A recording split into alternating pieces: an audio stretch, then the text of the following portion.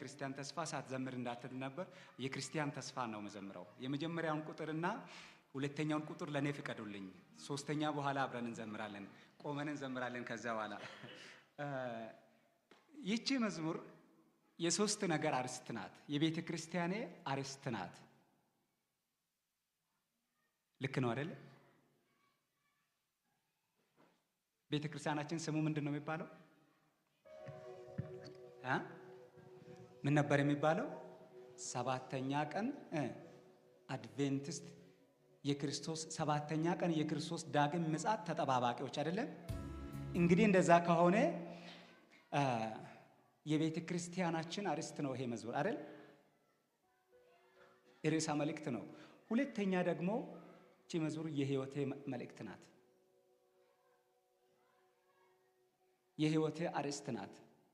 በምድር በጣም ከተጨቆኑ ሰዎች አሁን ለአንዳንዶቻቸው አሜሪካ ሄደዋል ምናምን ትላላችሁ። በምድር በጣም ከተረገጡ ሰዎች አንዱና በጣም ትንሽ ምስኪን እኔ ነኝ።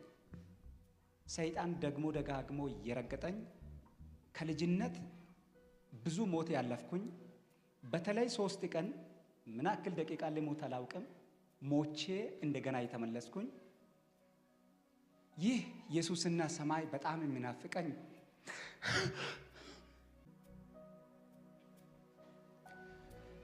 ይህንን መዝሙር ስጽፍ በኩየራ አድቬንቲስት ቤተክርስቲያን መድረክ ስር እዛ ጋር ነበር የጻፍኩኝ። መዝሙሩን ጻፍኩኝ እኔ አይደለሁም። መዝሙሩን የሰጠው ሰማይ ነበር።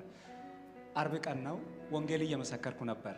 ወንጌል የሚመሰክረው ለፕሪፓራቶሪ ተማሪዎች በትምህርት ቤቱ ኃላፊነት ሰጥቶ እንደ ኃላፊ ሆኜ አንዳንድ ነገር ሲሳሳቱም ከመባረራቸው በፊት እንደ ምክር ነገር በምክርና በሌላ መመለስ እንድችል ኃላፊነት ተሰጥቶ እመክራቸዋለሁ። አንዳንዶቹን እገስጻቸዋለሁ፣ ይሰሙኛል።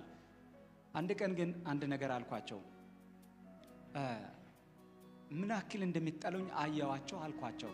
የምላቸው በስራዬ እኔ ሜንቴናንስ እየሰራው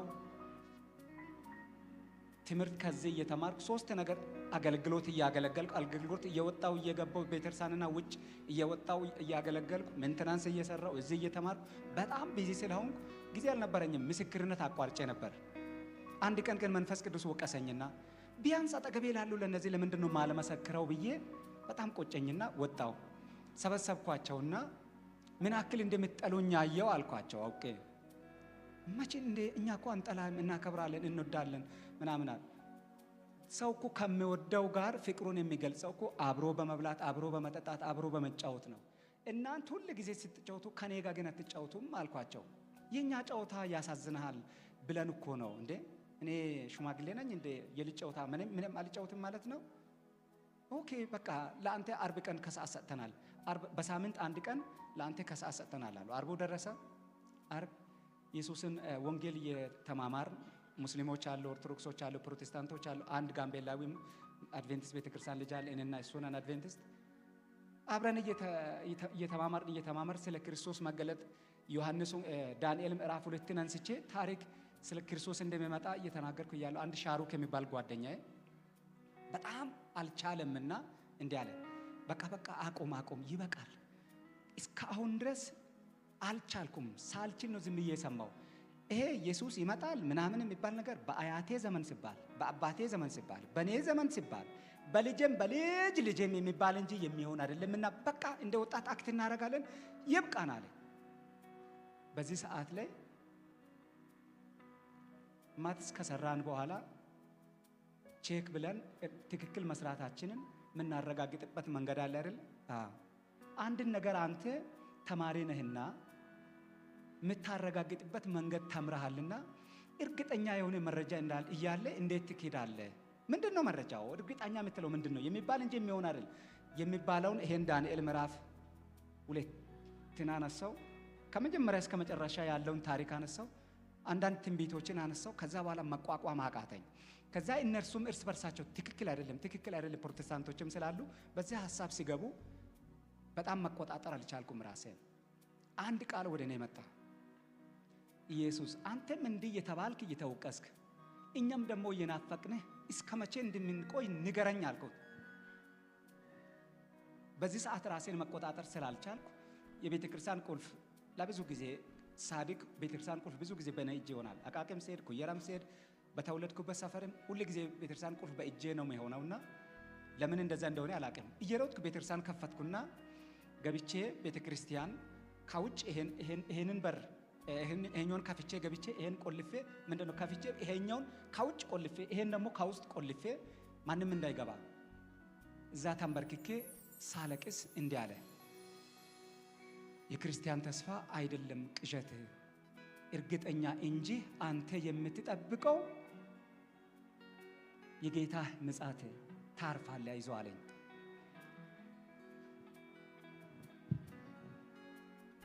የዛን ቀን ነው ይሄ መዝሙር የተጻፈው። ከዛ በተንበረከኩበት መንበርከክ ስላልቻልኩ በደረቴ ተኝቼ የመጣውን መዝሙር እዛው ጻፍኩኝ። ሌሎች መዝሙር ሳምሶርድ ለማድረግ ጊዜ ወስዳለሁ። ይሄን መዝሙር ምንም ሳምሶርድ ያደረኩት ነገር የለም። እዛው ጻፍኩኝ። እየጻፍኩ ብሩክ በሩን ከፍቶ ገባ፣ ቁልፍ ስላለው ይሄን መዝሙር ነገ ካልዘመርክ እሞታለሁ አለኝ። አልጻፍኩም፣ አልተቀናበረም። ይቀናበር አላውቅም። ይሄን መዝሙር ነው የምትዘምረው፣ ሞቼ እገኛለሁ አለ። ይሄ ልጅ ምናልባት ካየለ ብዬ በወረቀት ጻፍኩና ምናልባት ብዬ ጠዋት ይሄን መዝሙር ይዘምራል ብሎ መጫወት ጀመረ። መዝሙሩን ሲዘምር ትናንትና አብረውን የነበሩ በሙሉ ወጣቶች ጌታን ኢየሱስን አመነው። ያኔ ያሾፈው ወንድም ደግሞ እኔ ዶርም ለመክፈት እሄዳለሁ። ዶርም ለመክፈት እስከ ድረስ አልጠበቀም። እየሮጠ ሰላሙ የት ነው የት ነው? ኢየሱስ የመጣ መስሎታል። መጥቶ እሱ ገሃነም የተጣለ መስሎታል። ቶሎ አሳምነኝ፣ ቶሎ አስጠምቀኝ፣ ይሄው እጄን ሰጥቻለሁ፣ ህይወቴን ሰጥቻለሁ፣ ቶሎ ጌታን ኢየሱስን ሁላቸውም ለማመን ምክንያት ሆናቸው። እነሱ ብቻ አይደለም፣ ብዙዎቹ ተማሪዎች የጥምቀት ትምህርት ለመማርና ጌታን ለመቀበል ምክንያት ሆናቸው የመዝሙር። ስለዚህ ይህ ተስፋ እያልን የምንኖረው ሳይሆን ሲሆን የምንደሰትበት ነው፣ እንባችን የሚታበስበት ነው። አሜን። ጌታ ይባርካችሁ።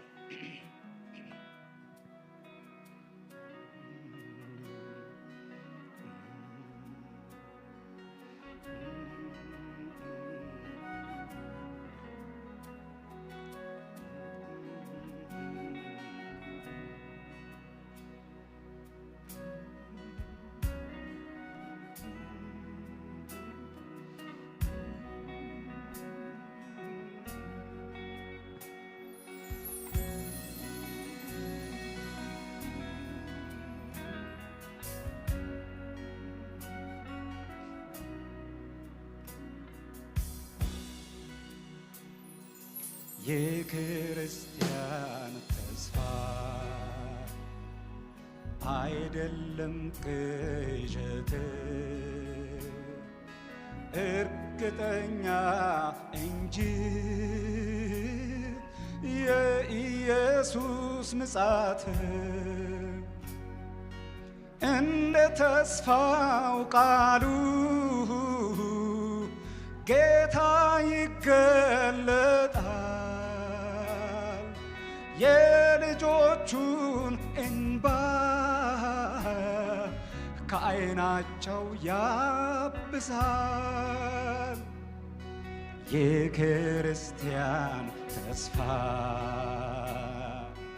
አይደለም ቅዠት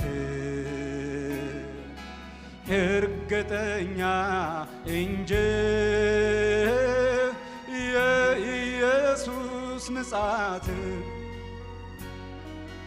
እንደ ተስፋው ቃሉ ጌታ ይገለጣል። የልጆቹን እንባ ከዓይናቸው ያብሳል።